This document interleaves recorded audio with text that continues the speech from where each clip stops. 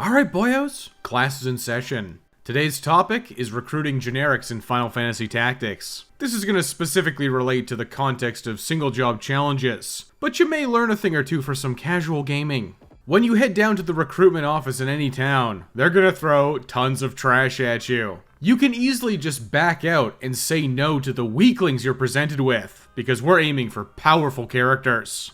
Rerolling generics is definitely a little bit like gambling, but the only thing you're paying here is time. It is worth it in the end to get a generic that's actually worth using. There are 4 main points here, and what better way to go over that than a numbered list format.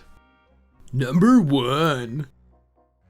The first choice in recruiting generics is the only one that you have complete control over, male or female. It would be nice if males and females were identical in Final Fantasy Tactics, but it's simply not the case. Males have higher physical attack growth, and females have higher magic growths. This difference really isn't significant casually, mostly because you'll be swapping jobs frequently. In the context of a single job challenge, these stat growth rate differences do start to propagate throughout the playthrough. Towards the very end of the playthrough, males really outclass females in the physical department, and the same applies to females in the magical department.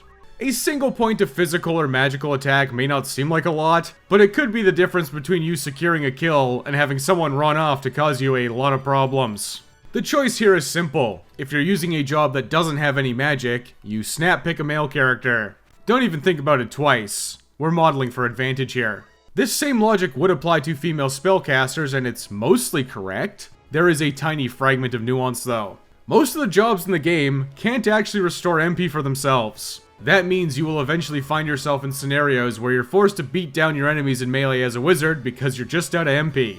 Females' higher magic attack will make this less likely, but early game you're really restricted on your MP. We're talking like 3 castings if you're lucky. It might be as low as 1 with a summoner. There are some ways around this, like playing Ring Around the Rosie and waiting for enemies you've killed to crystallize. Then you can move on to that crystal for a full health and mana restore. I've had to resort to that one more than once, let me tell ya. But most of the time, you're gonna be forced to give the enemies the stick at some point. That's all splitting hairs for sure. The cliff notes for this section are physical job equals male, magical job equals female. Oh yeah, and Bard and Dancer exist. Bards are a male-only job, and Dancers are a female-only job in Final Fantasy Tactics. That's non-negotiable. Ramza's a male, so that complicates the Dancer part a little bit, but we'll cross that bridge when we get there. One final thing is that there is some female exclusive gear. These are the hair ribbon headgear and perfume accessories. The perfumes can be very strong, but honestly, you can get through Final Fantasy Tactics without ever touching them. But you know, a lady can steal Alma's ribbon in Chapter 3, and that might be some useful info to know. Number 2. Zodiac sign and Zodiac compatibility. This is a system deeply ingrained deep within Final Fantasy Tactics. The game is really making a huge deal about Zodiac signs. It's in the gameplay, it's in the story. The official Prima strategy guide has pages dedicated to it. Online resources will tell you how important Zodiac compatibility is, etc. I'm here to tell you that I've played a lot of Final Fantasy Tactics over the years, and I can tell you right now, I have never bothered to engage with the Zodiac system at all. In most playthroughs, it really comes down to just being a little bit of an interesting nuance. Quite literally a, oh no, I'm dealing slightly less and taking slightly more damage against this specific guy. It's really that simple most of the time. To this day, I have put 0 stock into Zodiac signs for my generics. It's just never been an issue. That's because in Final Fantasy Tactics, you fight against so many enemies, and they all have varied Zodiac signs. You're just going to run into situations with good and bad compatibility.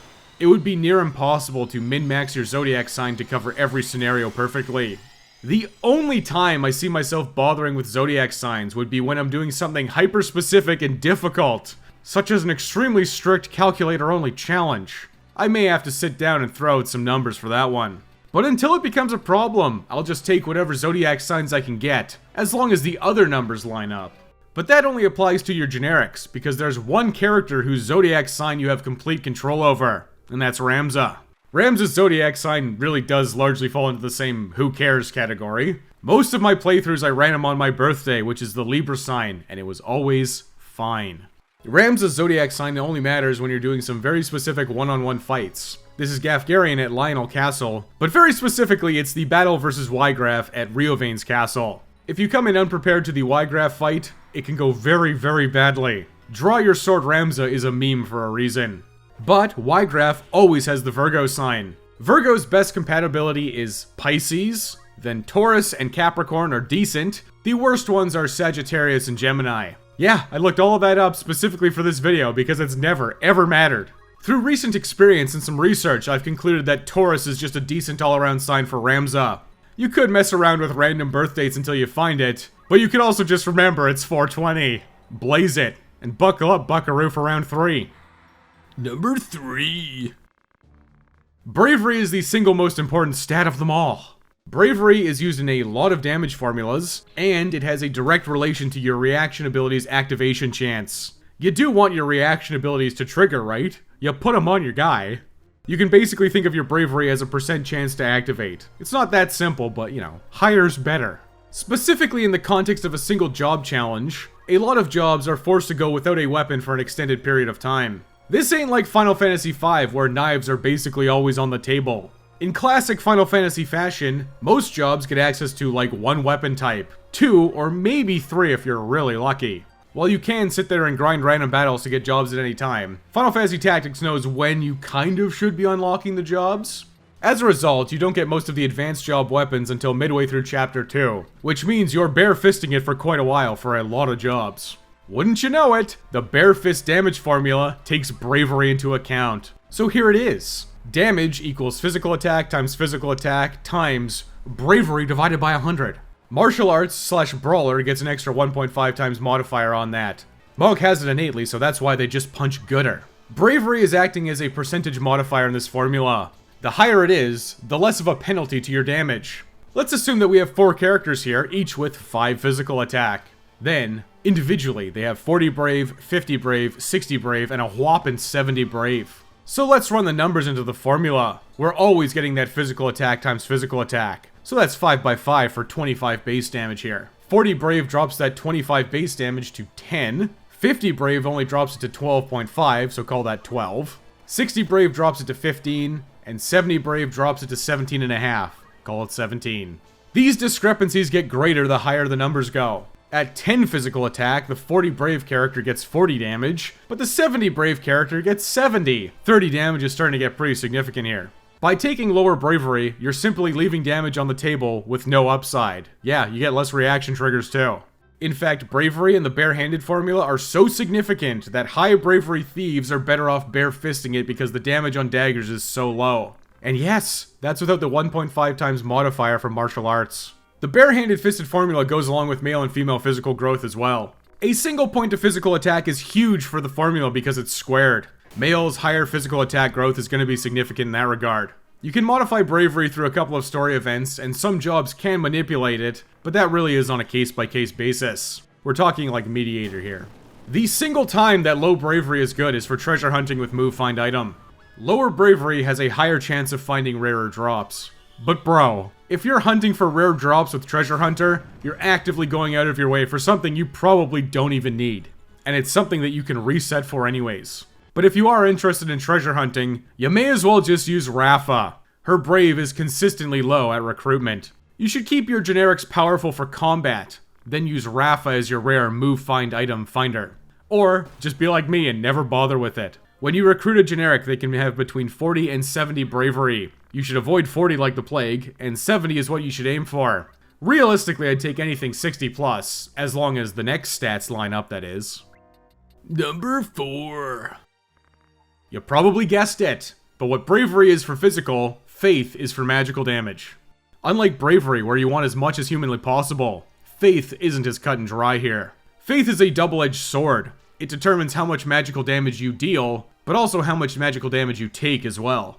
In a single job challenge, if you're a melee user with no magic at all, it's a no-brainer. You want the lowest faith possible. This just makes you more resilient against enemy magical attacks. And if you're a physical job with no magical attacks of your own, there's no downsides. Low faith on these magicless jobs actually makes a surprising amount of difference in your survivability, especially against big bosses like Velius. Your faith stat could be the difference between you surviving Clobs and getting booty blasted to next week. Unfortunately, wizards need higher faith to actually deal damage themselves. It's kill or be killed out here in wizard battles. Thankfully, most of the game throws archers and knights at you. But when a wizard does show up, just abuse the CT count to get your cast off first and you should be alright. Just like with bravery, Faith's recruitment range is 40 to 70. Aim for 65 plus for casters where higher is better. Then aim for 50 or less for physical brawlers. Lower is better. That kinda wraps up all the stats. Here's the too long didn't read. For physical jobs, you want males with 60 to 70 brave and 50 to 40 faith. For wizards, you want females with 60 to 70 brave and 60 to 70 faith. You should take whatever Zodiac signs come your way if you're in those acceptable ranges. So all of that's pretty simple, so why'd I make this video?